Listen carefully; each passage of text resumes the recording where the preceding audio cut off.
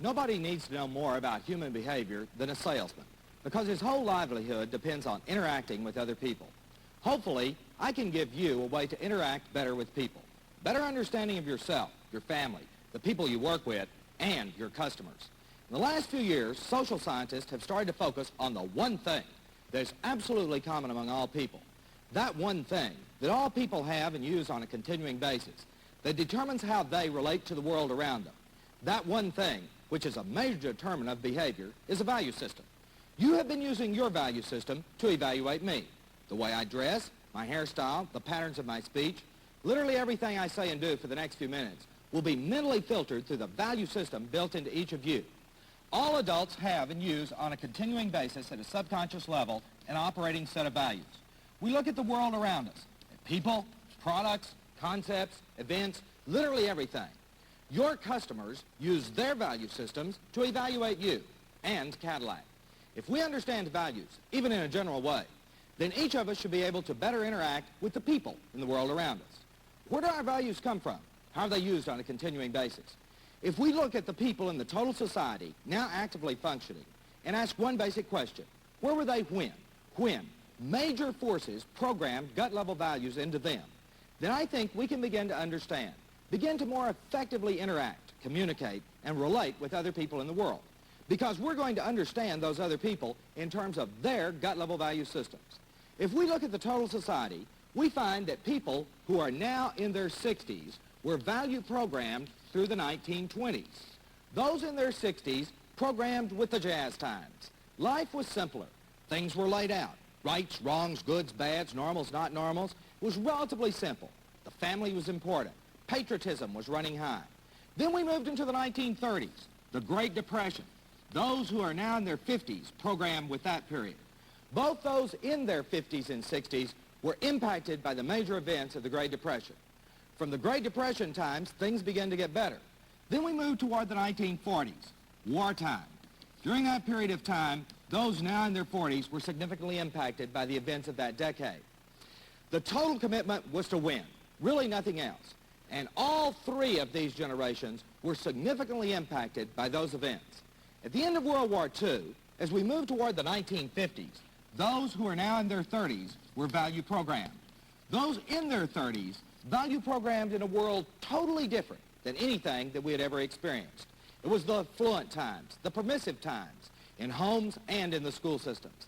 And those who are now in their 30s will be dramatically impacted by changes in technology, the legal system, social unrest, all those forces that were creating the then developing very unique gut-level value systems. From the 1950s, we moved into the 1960s, where those who are now in their 20s were value programmed. It was during this period that the dramatic changes continued. Confusion became even more rampant. It was during this period that a lot of important questions began to be raised within the total society. Those now in their 20s and 30s were dramatically different from the former generations. And now as we have moved into this particular decade, the 70s, we find that there is somewhat total confusion as to what is really going on. There is so much diversity in values within this total society that it becomes very difficult to try to understand, relate to all of the people with the gut-level values that they are now using. And so we're forced to try to analyze those values. How can we begin to handle this? One way to do it is to categorize people into different clusters that are basically simple. For example, we find that people who are now in their 40s and 50s have been programmed with a great deal of similarity in terms of the events and forces that shape their lives. These people can be characterized together in a general cluster within the total society. This generation grouping, because of what it experienced, and then the major break that occurred in the late 1940s, exist in a general cluster together. These generations can be called the traditionalists. They were programmed to be traditional. They will continue to be traditional. These people react to the world with gut-level values uniquely different because of the forces that created the values within them. This traditional group is the one you are most concerned with now because they are the major source of sales now. There is another major group that exists here, the 30-year-olds, those who were programmed from the late 1940s to the late 1950s. This was the group that was caught in between. It really didn't know which way to go. They were the people who were programmed with their traditional orientation, but also heard, experienced, felt, and related to a large number of the new values that swept into the total society during the 1950s. It's that generation that is perhaps one of the most difficult to understand. They are literally the in-between generation, caught drifting in either direction. They might be characterized as the searchers, looking for answers, answers about themselves, about their lives.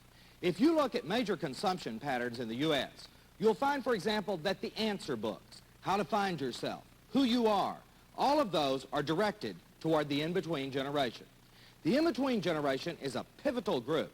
They can communicate with either side, and the role they choose to play in the future is going to be an instrumental role in the way our total society evolves. They are also becoming a significant factor in the luxury car market you compete in. Those who are now in their 20s processed through the 1960s and can best be defined as the rejection generation. They questioned everything. They rejected everything, and in turn were questioned and rejected by the rest of society. This generation is also very critical because of the way they are going to impact on the total society in simple numbers. It is the wave that is now moving into business, education, government, all aspects of our society. And with that wave, there's a whole series of new gut-level values that are not easily understood by those in the older generations. You might say, I don't sell to people under 30 now, but they will be in their 30s soon, and there'll be a lot of them. So they're well worth considering. There is yet another generation, that is just emerging, just being programmed with their gut-level values. This generation now coming up is the synthesis generation. They have programmed during the past few years, and hopefully are picking up the best from each of the generations lying ahead of them. Although there is some confusion as to what the synthesis generation will actually be as it moves into the mainstream of society, there has been a major break within the total system. And with that major break, we're going to see a relatively conservative group of people coming up. I won't go into that young group right now because their sales impact is pretty far down the line. But the groups you have to work with, to sell to, the traditional group, the in-between people, and the rejection group, if you can understand the gut-level values in each of these groups, you should be able to sell more effectively because you'll have a good idea of how to tailor your sales presentation, how to push those things that are most likely to appeal to your customers. Actually, since the in-between group shares its values with each of the other two groups, we can zero in on the traditioning group and the rejection group. Each of these clusters can be viewed in terms of the very strong gut-level value systems within each of them. For example, we find that in the traditional group, a very strong gut-level value is a group team orientation. They like groups and teams, working together. You had to work together. They were programmed to work together. In order to win wars, create giant economic systems, move out of the Depression, all of those things programmed into them an orientation, an acceptance at a gut level of a team group working together. In contrast, the rejection generation was told again and again, thousands of times, by parents, educators, the media, that they were individuals. They were unique, and they started believing us. In fact, this major value contrast in our society can be seen in a lot of areas. A kind of interesting example relates to tying some of these values together in a situation that occurred at a community college down in the Southwest. A few years ago, this new community college, built from scratch, really proud of itself, the Chamber of Commerce, the administrators that were hired, all of them loved it. Those people told their students that since the students wanted to participate, they could participate in some decisions related to the college. They told them, you want to participate, you have the opportunity to vote on the school colors and the school mascot. The students said, we have better things to do. We don't give a damn about the school colors and the mascot. But the tradition people said, by damn, you get out there and vote. So they voted. They voted in for the school colors, pink and white. And for the mascot, they wanted an artichoke. Can you imagine the football team charging out in pink and white with an artichoke on its back? Pacemakers stopped in this generation. They were so irritated. Some of these people filed a lawsuit against the student body. It finally went all the way to a federal court. That court ruled that if they wanted pink and white and an artichoke, by damn, they could have it. And if you want to start a fight down in that town, just mention the pink and white artichokes, and you'll get a fight in virtually any bar. It's a basic contradiction in values. The authoritarian group team orientation versus individuals who want to participate. Very real value conflicts that exist in our society. Now, this is something to consider with your customers. If your customer is an older person, over 40, or in their 30s, and leaning toward the traditional, then Cadillac may mean a step above. You can reinforce this feeling. On the other hand, if it's a rejection-oriented mid-30s person, you're going to have to make him understand why Cadillac is different, better than the competition. Other major conflicts exist in our value system. For example, the tradition group will readily accept institutional leadership. What's good for the country, what's good for the corporation, what's good for the community. It's sort of a love it or leave it approach. My country, right or wrong. My corporation, right or wrong. If these attitudes come into play with the acceptance, unquestioning of the institutional leadership in our society, then we have gut-level values operating. In contrast, the rejection generation, as we've already noted, questioned again and again. A lot of embarrassing questions. And when they asked their embarrassing questions, frequently the only response that these people gave was, that's the way we've always done it. By damn, that's the way we're going to continue to do it, and you just better grow up and learn and see. These people want to know why. And unless we in our institutions and in our sales presentations can come up with good answers to that basic question, why, then we're going to continue to be questioned by this particular generation. Another major contrast in values is found in the orientation of the rejection group to be experimental. They try things. They don't believe in doing things just because we've always done them that way. They experiment with everything. Show them Cadillac's engineering innovations. They like new things. They'll be impressed.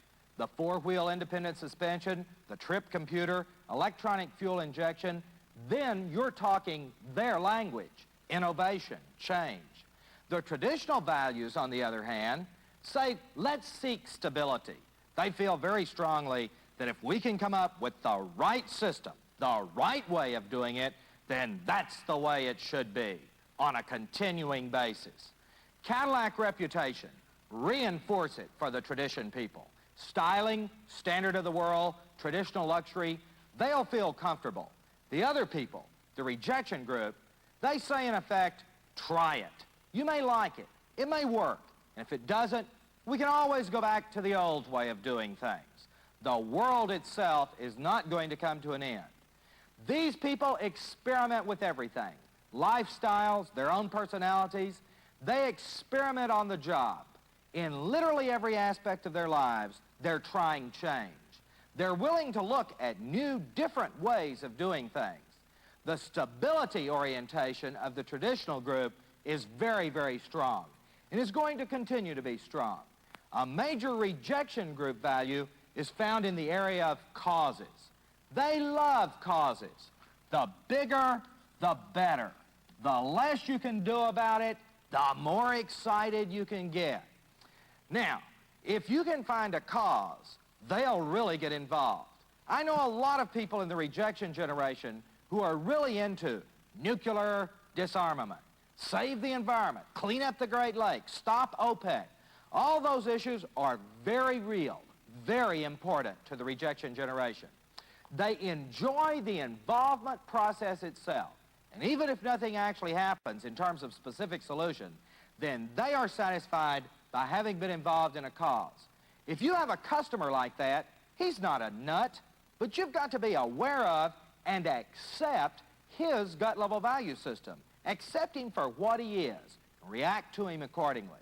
Okay, the rejection generation developed a series of values very strongly held that do contradict, conflict, in many cases, directly with the values that have been very important to the rest of the society, the traditionalists. One of the values that the tradition-oriented people held strongly was social order. They believed in social order. People and things in their places. Women had a place in the home, raising children, not on the workforce. Minorities had a place, like in the back of the bus. There was a place, a time for everything.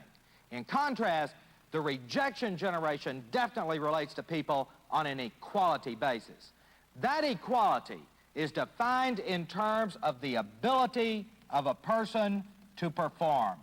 Perform.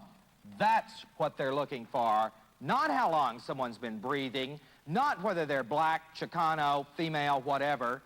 These people accept, respect people on the basis of that individual's ability and performance. It's an equality acceptance. These people are still concerned about the social order that seems to be breaking down. And in fact, there are a lot of shifts going on in the American society that are literally exploding the traditional social order that was reinforced by the gut-level value systems of the traditionalists and to some extent the in-between generations. Another major aspect of value difference exists between the rejection generation's basic informal approach to all aspects of their lives. The way they work, the way they play, the way they lead every dimension of their lifestyle. It's reflected in contrast to the formal orientation of the tradition generation.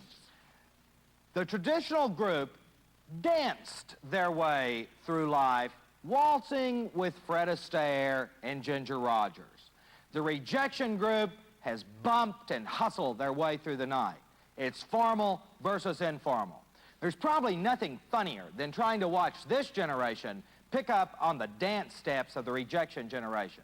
Look at clothing. The tradition people dress in the appropriate manner. Coat, tie for business. These people show up in Levi's, maybe nothing. Underwear is a good example. The traditionalists have purchased underwear all their lives that held everything in place. This generation bought it that let it all hang out wherever it wanted to go. It's a basic difference, formality versus informality. The attitudes of the people as they address one another differ. The tradition people say, yes, sir, no, ma'am, Mr. President. These generations say, hi, Fred. I know this happens to me in my office. The students walk into my office and look at my secretary from the tradition generation and ask her, is Morris around? And she says, the dean is not available. Well, I'll catch him later, they say, and leave. Look at the way people go to parties, social events. The tradition generation will have a sit-down dinner for 8. Crystal and silver, linen napkins.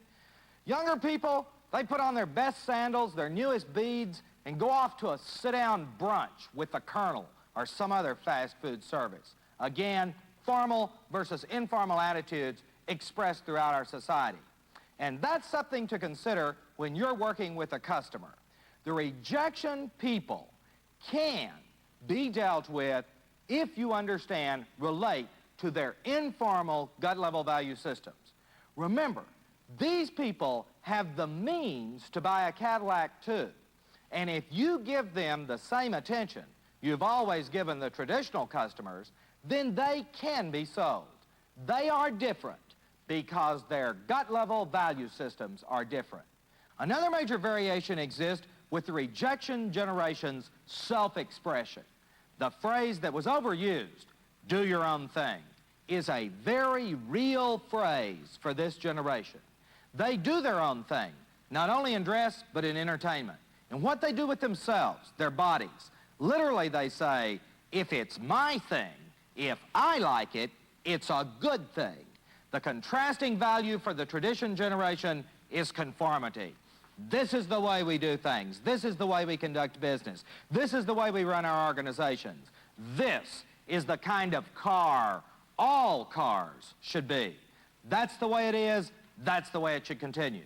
Again, the traditionalists are rooted in the traditional events that impacted them through their value programming processes. A major value difference is reflected in a whole series of different product sales in our society. The rejection group believes in experiences. They like to feel, to sense. The orientation is not just sexual, but feeling and sensing in all aspects of their lives.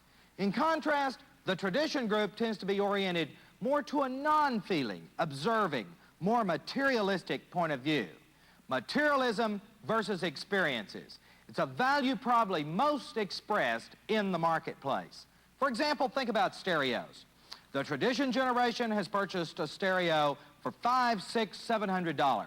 It's a console, sits there, looks exactly like the magazines tell them it should look in their home, blends in with the decor. They turn on the stereo and it plays Muzak-type background entertainment for their parties. The rejection generation will spend $1,500 for a stereo component system. It hangs all over the walls, wires running everywhere, looks like hell, and then after they get it, they wire themselves into it because they want to feel the music.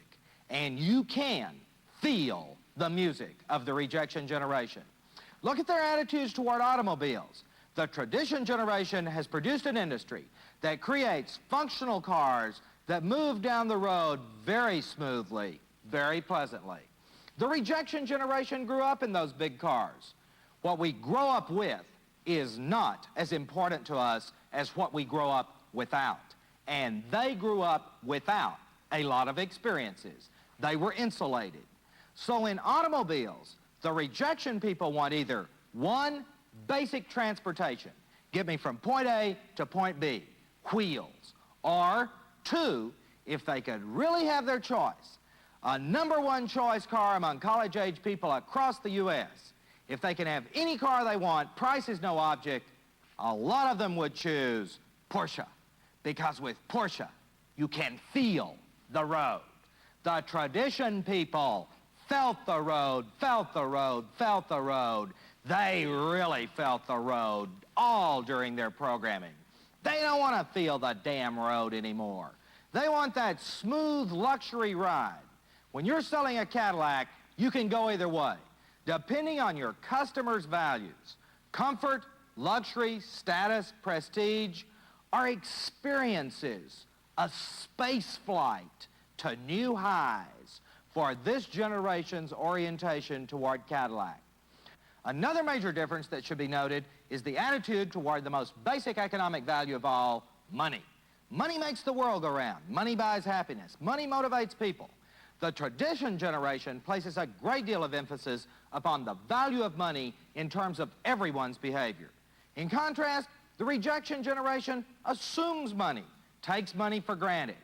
It's a basic contrast in economic values.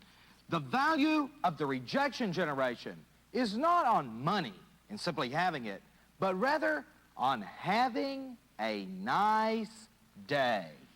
The rejection generation believes in enjoying itself. And if you can show that kind of customer why he'll enjoy himself more in a Cadillac than in the competition, you've got him. He might buy the car because of the tremendous radio alone. The tape, CV system, all of that is very, very meaningful to this customer. Okay, basic value systems operating across our society. The traditionalists versus the rejectionists. The in-between people caught literally, torn in both directions between those two value sets. All three groups have programmed through periods of time where significant events impacted into their generation, creating gut-level value screens, filters that are presently being used to relate and screen the world around them. If you've gained a better understanding about your own gut values and how they were formed, a better understanding of other people's gut-level values and how they were formed, then you should be able to interact more effectively with your customers. Gentlemen, although you and Cadillac are a step above other manufacturers and their salespeople, what you are isn't necessarily what you will be when you put a better understanding of human behavior into your sales performance. Good luck. Thank you.